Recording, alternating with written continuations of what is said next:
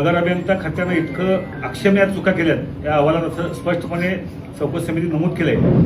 त्यातली सगळ्यात महत्त्वाची गोष्ट म्हणजे ज्या 83 लाख रुपयाचं बिल जादा गेल्याचं त्यांनी एका प्रस्तावाद्वारे आयुक्तांना कळवलं होतं, तो प्रस्ताव नजर चुकीने आमच्यावर गेला असं त्यांनी चौकशी समितीकडे सांगितलं आणि सर्वसाधारण सभेच्या लक्षवेधी सांगितलं की एकही रुपया जास्त गेला नाही। पण त्यांनी एक अहवाल आयुक्ताकडे प्रस्ताव पाठवतात, त्यात त्यांनी ते मान्य केलं होतं 83 लाखाचं।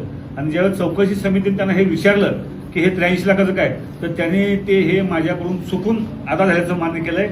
त्यामुळं नगर अभियंता खात्याने जे 83 लाखाचं केलंय आणि यात सगळ्यात मोठा ठपका हे दाखवले आहेत की जी अदा झालेली बिलं आहेत ती संपूर्णतः चुकीची बिलं आहेत। या बिलाचं परत माननीय संदीप कारंजे साहेब यांच्या मार्फत दुबार म्हणजे दुसऱ्यांदा या बिलाची रेकॉर्डिंग होणार आहे, त्याचे दर निश्चित होणार आहेत आणि माझा दावा आहे की किमान 1.5 कोटी रुपये महानगरपालिकेचे वाचणार आहेत। सोलापूरच्या जनतेनं कर रूपाने भरलेल्या पैशाचा झालेला हा अपार आहे। आता आयुक्त साहेबांकडे माझी मागणी असणार आहे, आयुक्त साहेब अहवाल आलाय, आता आपण कारवाई करा आणि या संबंधित अधिकाऱ्यांकडून तुम्हाला जो पाहिजे तसं त्यांना संधी द्या, त्यांचा खुलासा घ्या, पण यांच्यावर निश्चितपणे कारवाई करून महापालिकेची जी पैशाची झालेली लूट आहे ती लूट ते पैसे परत तिथून आले पाहिजे, त्यासाठी माझा पाठपुरावा शेवटचा 1 रुपया येत असणार आहे।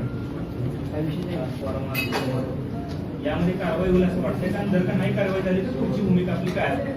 भारतीय जनता पार्टीचे आमचे नेते, या राज्याचे मुख्यमंत्री आदरणीय देवेंद्र फडणवीस, या जिल्ह्याचे पालकमंत्री आदरणीय जयाभाऊ भोरे असतील, या शहरातले 3 आमदार आणि महापालिकेत आम्ही सगळे सत्ताधारी नगरसेवक आणि आमचं सगळं पूर्ण कॅबिनेट, भ्रष्टाचाराला आम्ही कुणीही पाठीशी घालत नाही। त्याचं उदाहरण म्हणून तुम्हाला हे दिसेल यात कारवाई होईल। एकूण किती पानी अहवाल आहे? 36 पानाचा अहवाल माझ्याकडे सादर झालाय।